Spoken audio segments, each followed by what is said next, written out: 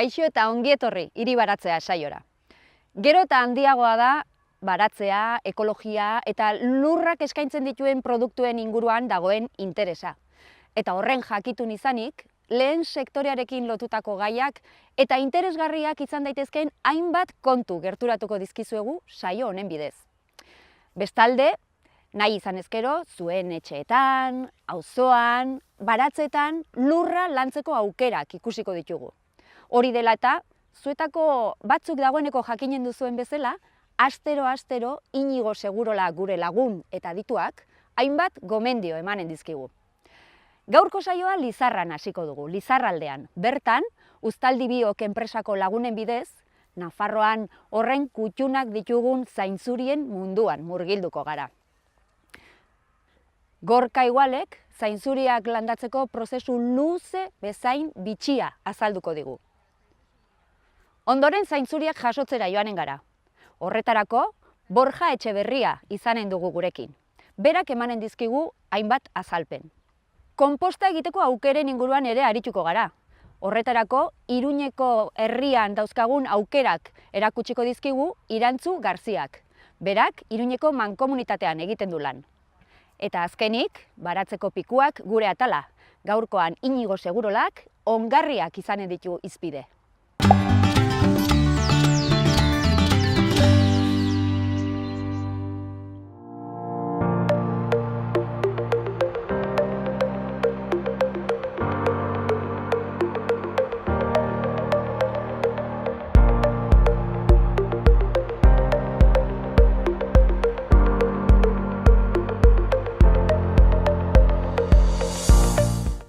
Gorka, zuk erakutsi behar diguzu, zainzuria nola landatu. Hemen ja landatuak ditugu, baina baduzu ere erakusteko...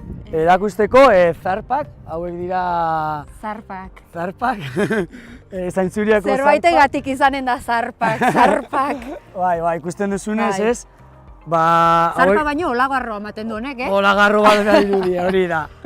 Hau egiten duguna da, lehendabizi egiten da zulo bat, zanja ditzen dioguna, metro bateko zanja. Metro bat. Gutxi gora bera, edo izan daiteke gutxiago, eta horren egiten duguna da, hau lurrean horrela bota.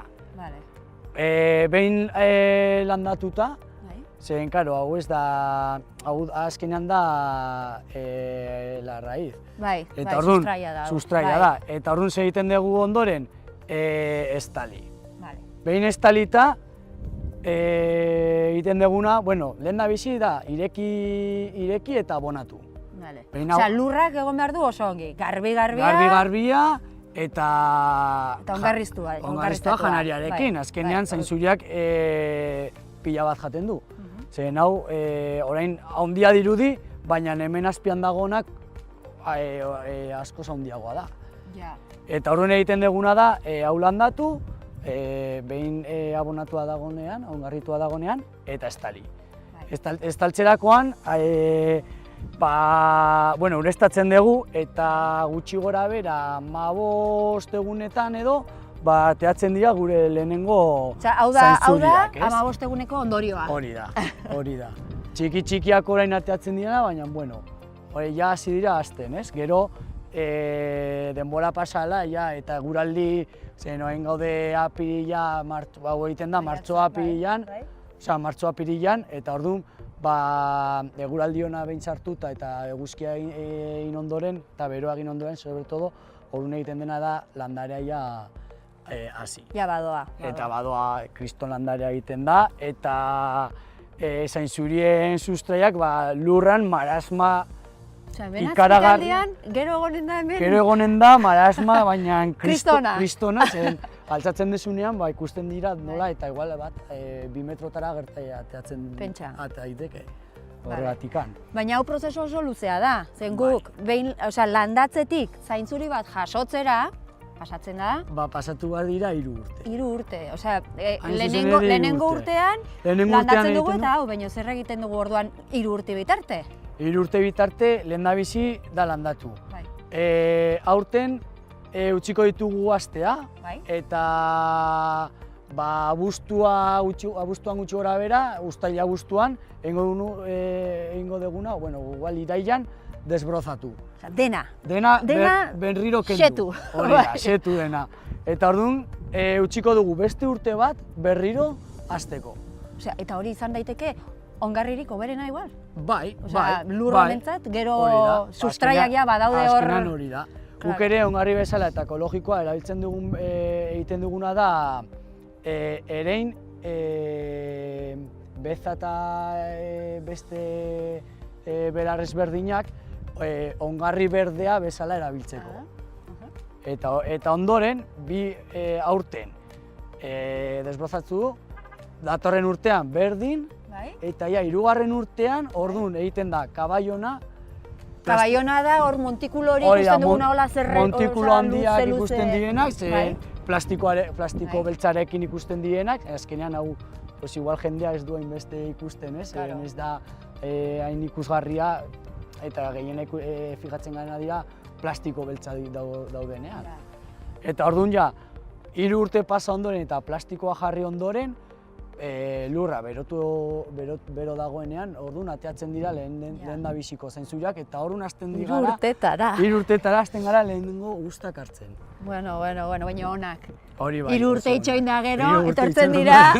Vale, eta gero, zu jasotzen dituzu zainzuri horiek hilabete, 2-3 hilabetez jaso? Bai, hori da, apirilan, maiatza eta ekaina bitartean. Hartzen dira. Hori da, baina landare horrek balioko dizu urrengo urtetarako? Bai, hori da.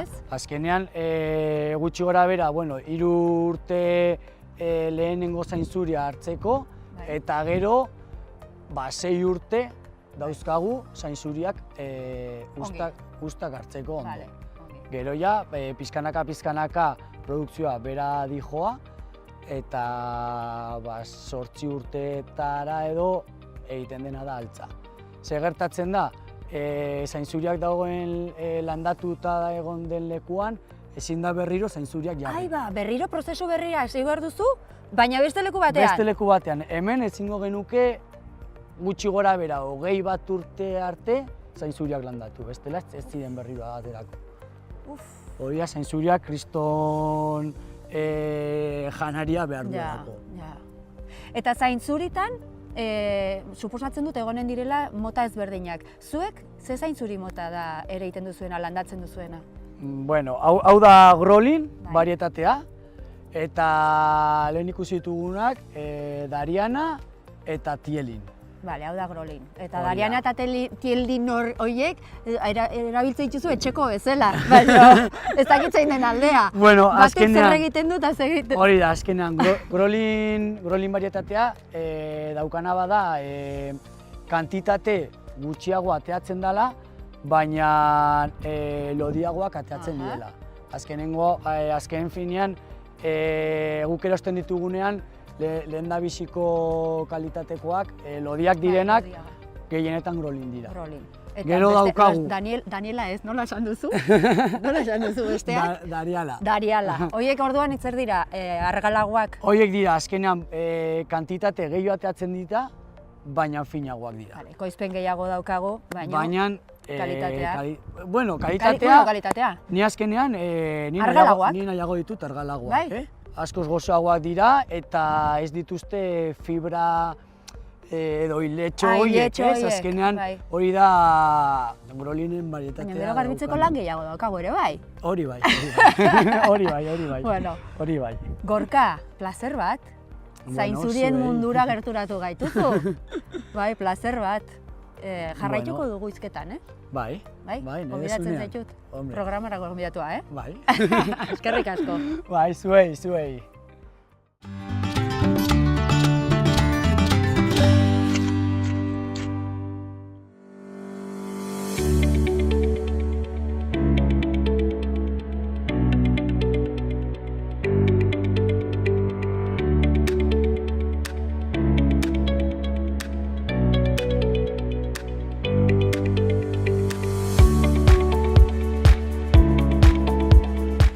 Borja, hemen daukagu aurtengo uzta, zainzuriak.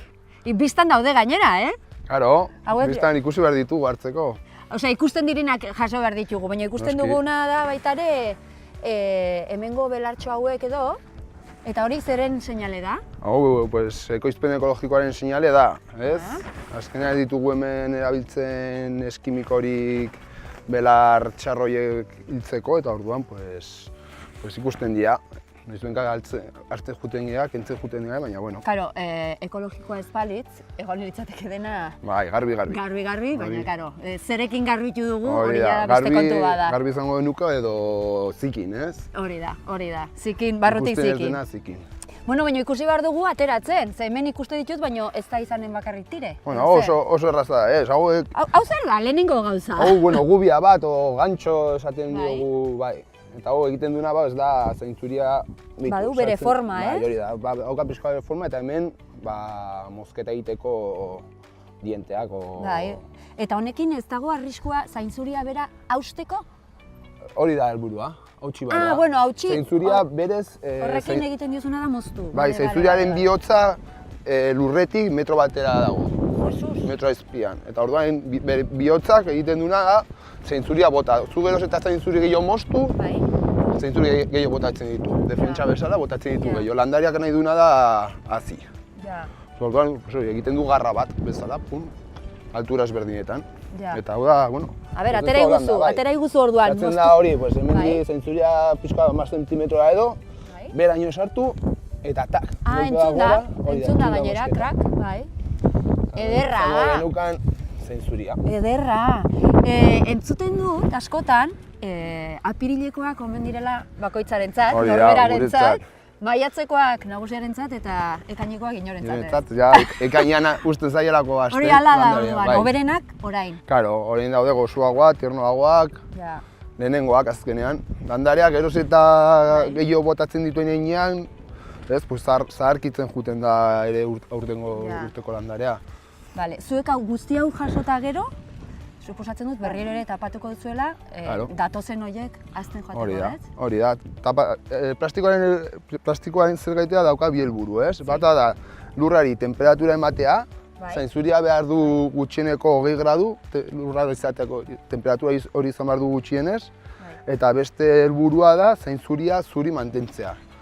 Hau da, lurretik jaiotzen ari denean, ez du eguzkia jotzen, horregatik dago zuri, eta ja, ateratzen denean pixko bat, eguzkia joko balu, jarriko zen, hau ikusten dugun bezala, pixkoa morexeago, edo berdezka. Berdetzen, horregatik argia da bere etxaietako bat. Hori da, zaintzuri zuriako, baina, gero, zaintzuri berdeak hartu nahi badituzu, berdetzen uzten dituzu.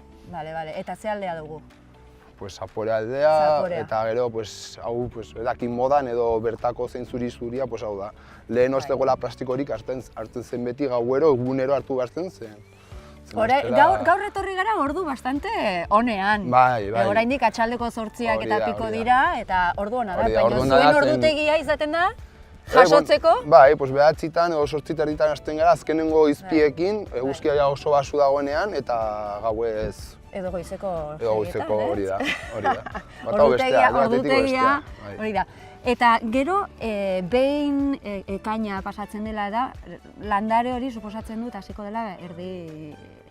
Hau egiten dena da, gero, plastikoak ikusten dugunean kiloak hartu diogula zaintzuri zelaiari, eta hau izaten da ekaina aldera edo, kentzen da plastiko guztiak, eta egiten duguna da kabaionak hauek, apurtu egiten dira traktorearekin. Kabaionak dira hola lur multzo hauek? Hori da, apurtu egiten dira traktorearekin, eta usten zaio, apurtzen dira dagoen zaintzuri guztiak, eta usten zaio zaintzuriaren goraka jutea.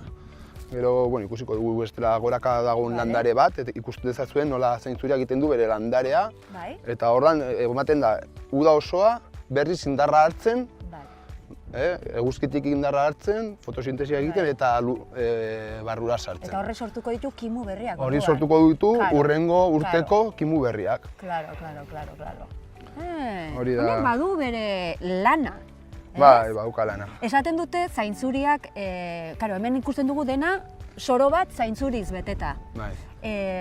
Guk gure baratzetan zaintzuriak jartzeko, zein da lekuriko berena? Osea, beste landare batzurekin batera egon daiteke zaintzuria? Zaintzuria bai, hasiera batean hemen jendea jartzen ditu beste landare bat. Ez justo elkarrekin, baina bai, zure baratzean jarri dezakezu tomate errenkle bat eta 2 metrotara beste zainzuri renkle bat. Ez dio kalterik egiten. Ez hasia batean, ez. Eta zainzuria gero... Hauza da, zaintzuria neko leku handia hartzen duela. Hau zuek imaginatu, hemen gure oinen azpian zaintzurien zaina daudela. Hau da, dena da una red. Claro. Una red de... bai, raíces. Lana ederra dago orduan, hauek esan duzu goxoa direla. Bai, noski. Hori probatu behar da. Noski baiet. Hori da, zuen lana da, zuritzeana, egosteana. Zuritzeana, hemen ez dituzue zurituak ematen.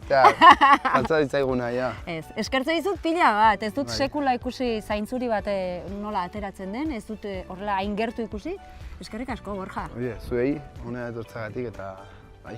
Igual etortzen gara gehiagotan, Claro, urrengoan gubiekin batera. Bai, lanean jarriko gaituzu. Hori da. Oso ongi.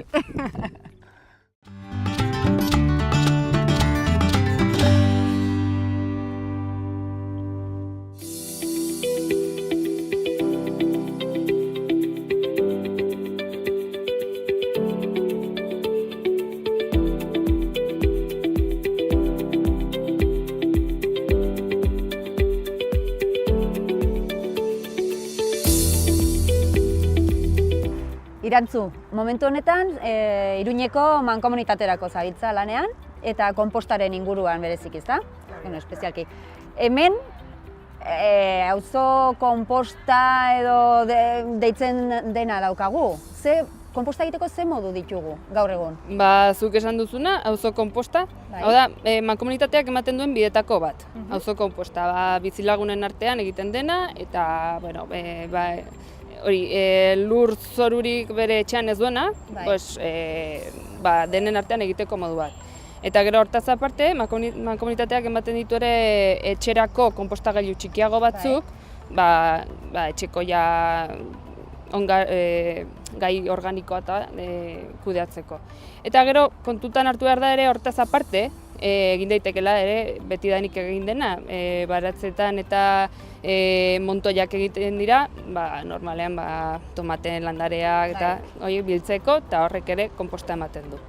Bale, baina norbanako horiek, adibidez, etxeko konposta egiteko, horiek egonen dira pixka bat bideratuak edo baratze txiki bat dutenak, edo jardina, edo zerbait ere, zebestela, nik ez badut horrelakorik, nekez eginen dut, ez? Bai, hori da, mankomunitatea beti konpostadore txiki hauek ematen dituenean, beti saiatzen da, galdetzen jendari ea lurriket baduen edo ez, horiek emateko, beharrezkoa baita lurra izatea. Bale, ez baduzu lurrik, badaukagu beste aukera hau, zuk esaten duzuna, auzo konposta, hemen edozeinek egin dezake, edo ez? Bai, hemen ez dago nahi duenak parte hartu dezake, jakin behar du nola funtzionatzen duen, orduan izan daiteke guri eskatzea nola funtzionatzen duen, eta guk azaldu dizaiokegu, baina berez oso erraza da, etortzea besterik ez dauka eta bertan irekita dagoen konpostagailuan bota behar ditu bere gai organikoak, etxeko hondakinak. Eta denen artean egiten den gauza bat. Onera botatzen dugunean gai organikoa, konposta ez da berez horrela gero denborarekin sortuko. Suposatzen dut hemen prozesu bat eramanen dula honek, prozesu hori nork eramaten du? Onera datozenek? Alde batetik, bolondresak direnak, beti badago talde bat funtzionamenduaz arduratzen direnak, eta gero erabiltzaileak ez, edo nor bota dezakenak. Orduan, eta gero gu gaude, gu arduratzen gara honen funtzionamenduaren gain begiradaz. Jarraipen bat egiten du Iruñeko mankomunitateak. Hori da, eta bertan parte hartzen dutenak, jakin behar dute konpostaren prozesua zein den, badela prozesu bizi bat, bertan mikroorganismoak eta beste izaki batzu daudela, deskonposatzen, izan ere konpostaren prozesua hori da, deskonposizio prozesu bat. Eta horren prozesu horren jakinaren gainean egon behar dira pixka bat ere, gero botatzen diren gaiak ere, gero gai lehorrekin nahastu Claro, behar ezea dira. eta lehorra biak Bai, beharko ditu. Orduan bolondres horiek ere horren gainean jarri behar dira, ikusten ondo egiten den prozesua, eta gu ere, bintzat haiei laguntza emateko, eta... Baditu Iruñeko mankomunitateak honen inguruko, esaten duzu, informazio guzti hori ematen duzuela, baina edo hitzalditxoak, edo formakuntza saioak, edo konposta egin nahi duen horrentzat, edo hoientzat? Bai, etxeko konpostagailuak ematen ditugunean, bai egiten dugu formakuntza bat. Apuntatu nahi duen pertsonak, badukat internet bidez egiteko aukera, eskakizuna edo egiteko, eta denbora batera edo talde bat biltzen dugunean, orduan txarla bat ematen dugu, nola egin behar den, eta gero ze bitxitasun dauden, konpostatzen hasteko, ez? Ze onura ekartzen ditu konpostak egiten dugun gai organiko hori, guk janda gero, soberakina daukagun gai organiko horretatik konposta bihurtu arte, gero horrek ze onura ekartzen ditu? Pentsatu behar da, konpostak ez duela bakarrik onura, inguru giroan onura bakarrik ez duela. Bai, inguru giroarentzako oso ona da, hondakinak hemen botatzen ditugulako eta ez ditugulako zabortegira eramaten. Baina gero, hondakin hauek transformatu egiten dira eta ongarri edo lurrarentzako aproposa den material bat sortzen da. Orduan, hori ere onura da edo ona da inguru giroarentzako. Baina gero hortaz aparte ere ekonomikoki interesgarria da, ze ona botatzen ditugun gaiak ez ditugu zabortegira eraman behar, horrek duain kostearekin. Gero, sozialki ere ikusten dugu, jendea mugiarazten duela, orduan, eta gero azkenean heziketaren aldetik interesgarria da, umeek ikustea, eta gero umeek azaltzen diote beren gurasoei, nola egin behar den, eta azkenean denok ikasten dugu. Adintarte guztiak ikutzen dira, ezta? Irantzu, suposatzen dut, jende askok badakiela nola egin, nola ez egin, baina mankomunitatetik baduzue hola oharren bat edo guri, herritarroi helarazteko?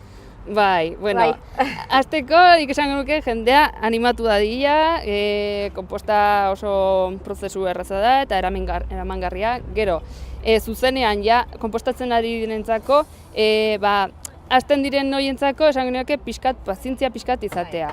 Hasieran pixkat kostatzen du, baina gero ja bagoaz martxan hartzen eta orduan gogoratu dezatela bota behar dela bai gai lehorra, freskoarekin batera, nahastu behar dela noizean behin, eta pazientzia izan ez gero denborarekin ateratzen dela konposta. Nik gehituko dut beste gauzatxo bat. Hemen daukagu konpostagailu ireki bat. Eta ez dago usairik. Ez dago, ez. Jendeak esaten duena usaitxarra, ez dago usaitxarrik. Hemen zabali dugu eta ez dago usairik. Ondo egina dagoelako. Prozesu hori jarraitu behar da. Eta, norbaitek zalantzak baditu eta deitu diezagoela eta azalduko diogu behar dena. Primeran, guri azaldu diguzun bezala, beste batzuei ere azalduko diezu, ezta? Bai, noski. Eskerrik asko, Irantzu. Bai, eskerrik asko. Vale.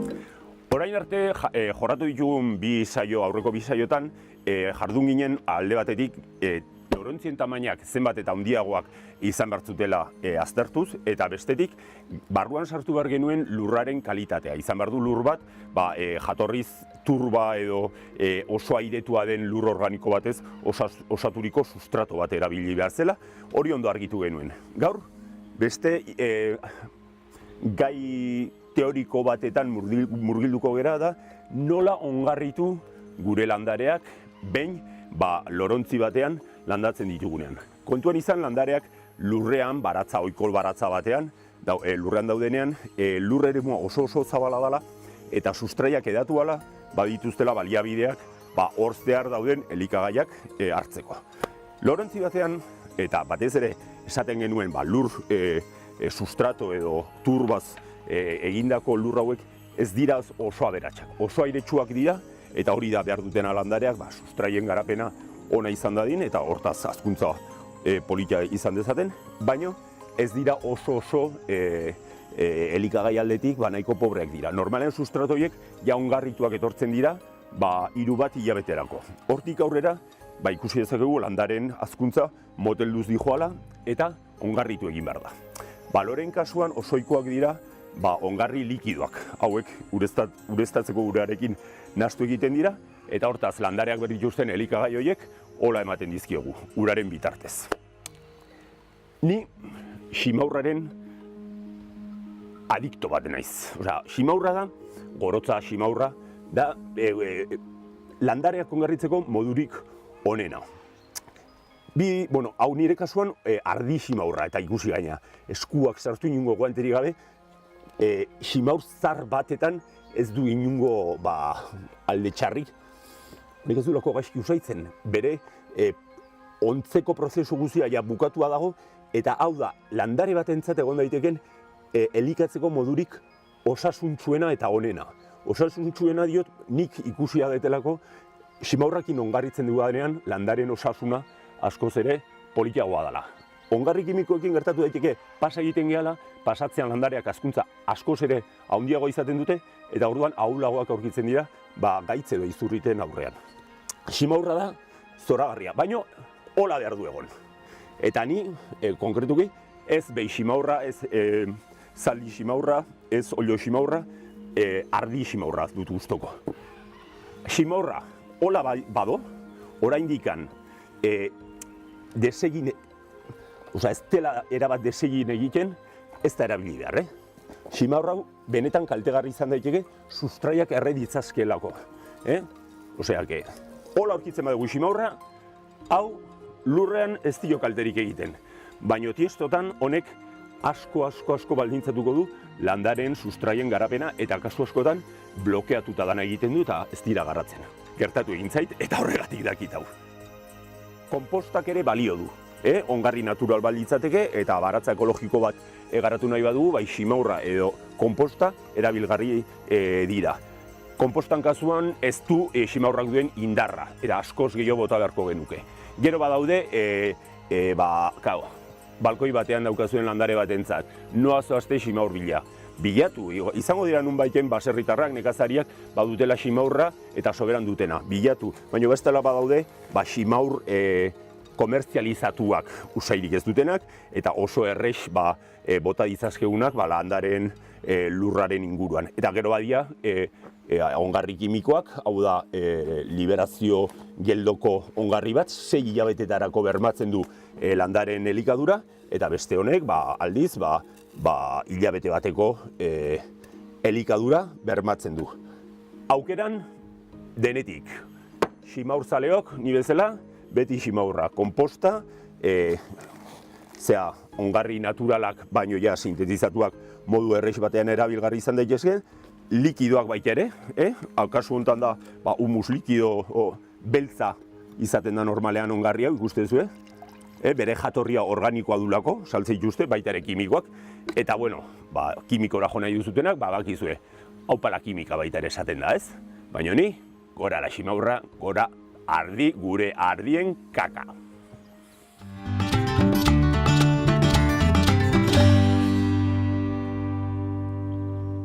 Gaurko saioa ere interesgarria, ezta? Bitxia egin zaizue zainzurien mundua, ziur naiz zuetako askorentzat baietz, neri bezala. Uztaldi biok enpresako lagunek eman digute informazio guzti hori. Eta aurtengoa, beraien lehenengo uzta izan da. Baina ziur naiz, etorkizun oparoa izanen dutela. Bai, zainzurien garaian gaude. Baina gure baratzeetan, 11 zeregin dago momentu honetan. Lan dabiltza gure nekazariak. Eta zer landatu daitekeen? Adituen arabera, kalabazak, kuiatxoak, erremolatxak, alberginiak, tomateak, piperrak. Bai, guzti horiek erakutsiko dizkizuegu ere, urrengo saioetan. Saio bakoitzean, nekazari bat izanen dugu protagonista, bat edo gehiago. Baina horretarako badakizue, astero, zita daukazue gurekin, ostiralero 9:00. Beraz plazer baduzue, datorren ostiral arte. Aio!